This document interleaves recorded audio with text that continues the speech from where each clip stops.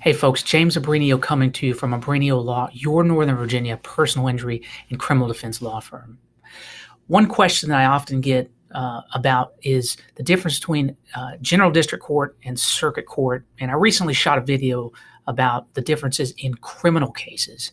So this video, I wanted to focus on the difference in civil cases. So criminal cases are where the government has accused an individual of a crime and they're seeking to prosecute, sentence, and punish that individual.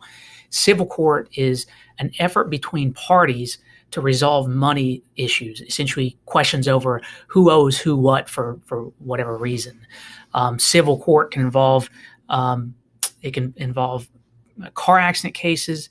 It can involve contract disputes. It can involve family law, which I don't do. That's kind of outside the scope of this video. But it can involve really issues where we're talking about money, non-criminal matters. But this video is really going to be focused on money issues and particularly personal injury claims. I do a lot of car accident cases. So if you have a car accident case, this video is going to be right on point for you, so you understand the difference between general district court and circuit court. And this comes up a lot when I'm talking to clients when they come to me for a car accident case, and we're discussing, well, what's going to happen if we end up having to file a lawsuit because we can't reach an agreement with the insurance company as to what your case is worth.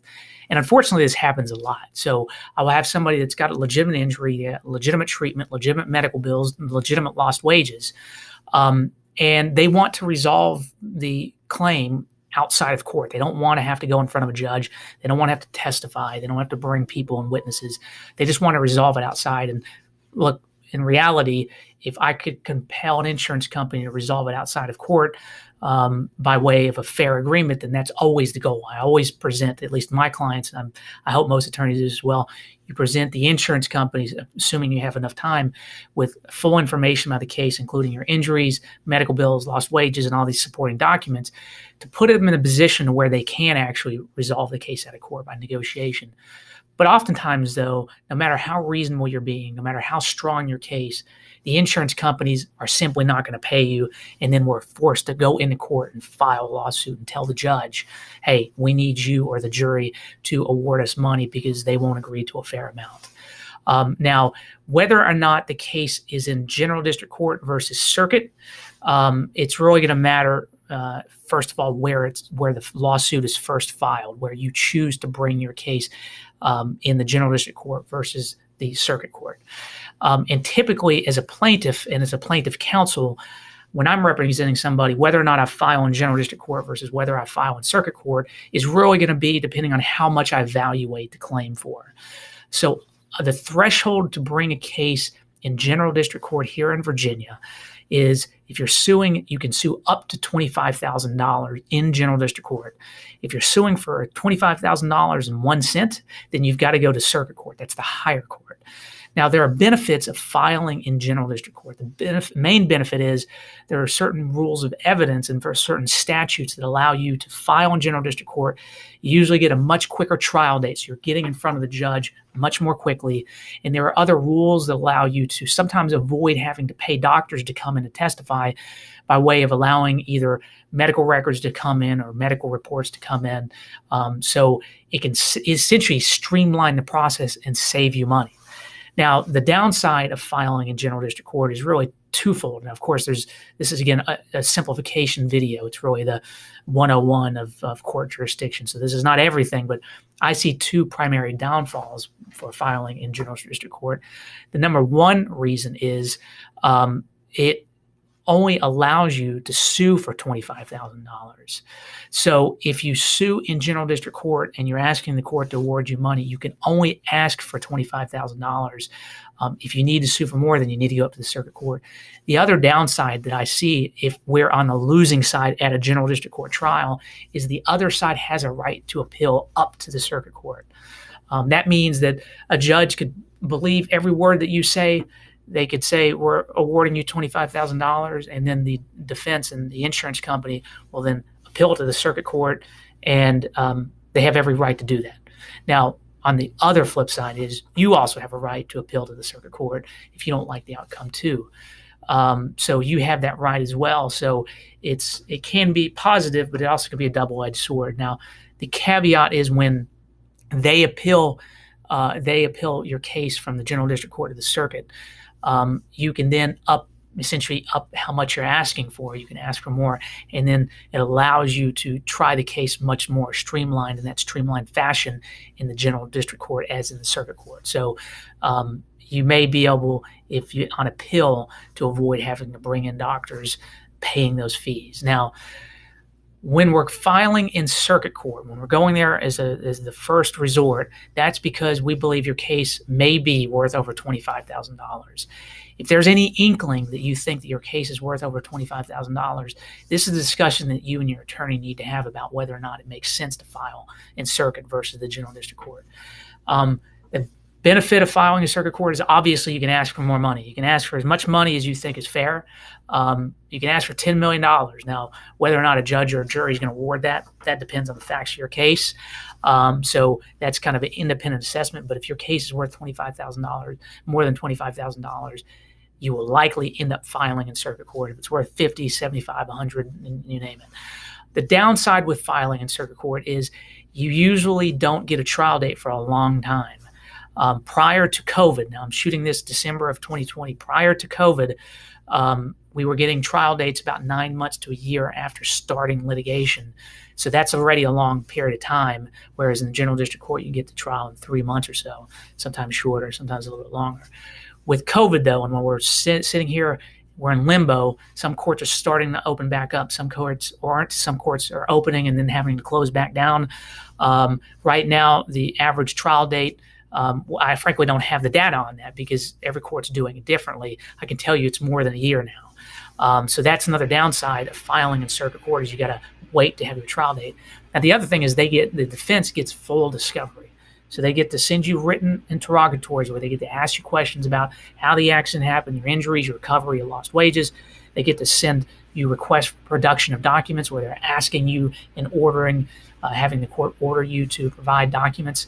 They can ask about pre-existing conditions and prior medical treatment. So let's say you're claiming a rotator cuff tear because your shoulder was injured in a car accident. Well, they can ask, well, have you ever had treatment for that shoulder? You ever had prior surgery to that shoulder, physical therapy, that kind of thing. And so long as the question is reasonable, and that's another question to be answered in a different video, but so long as they're asking a reasonable question, the court will require you to answer it.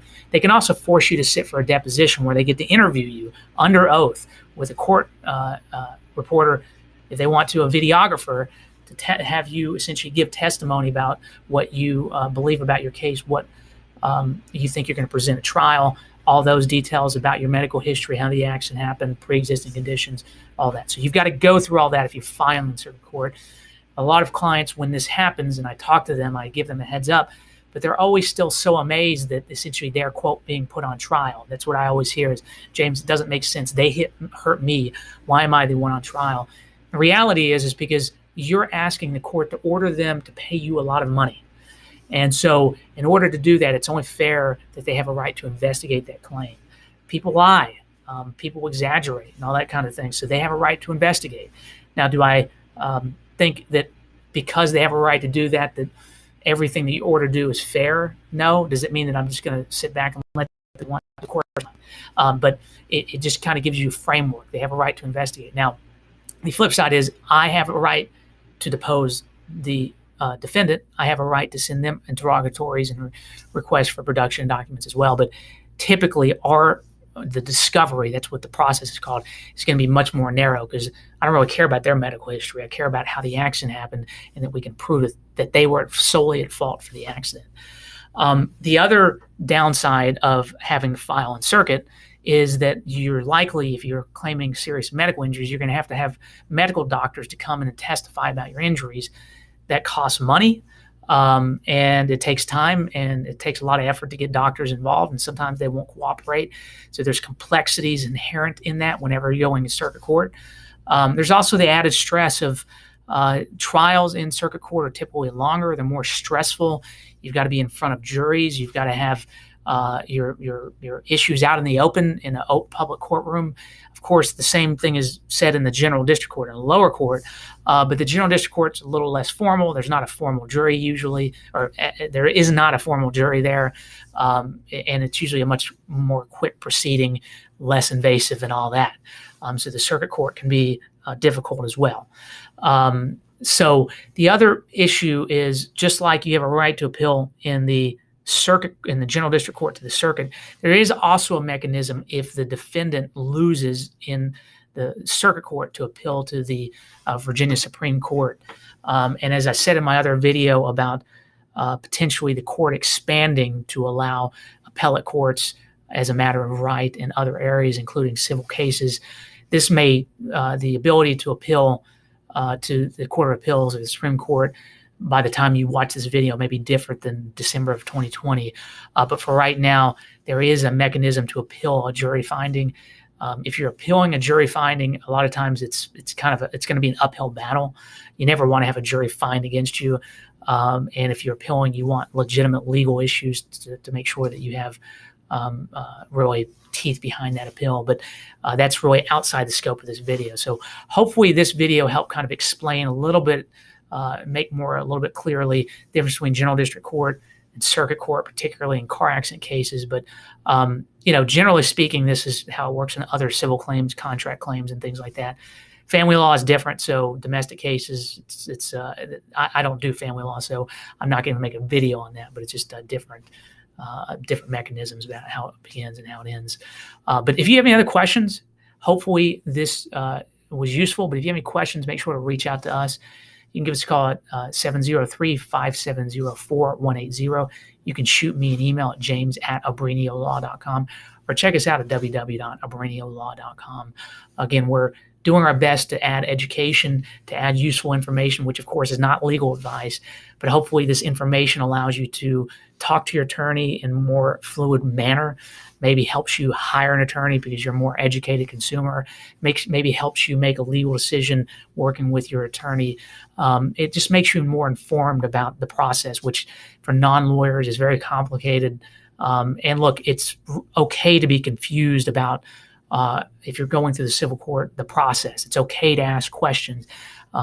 If you're watching this video, it sounds like you're already making the efforts to self-educate yourself.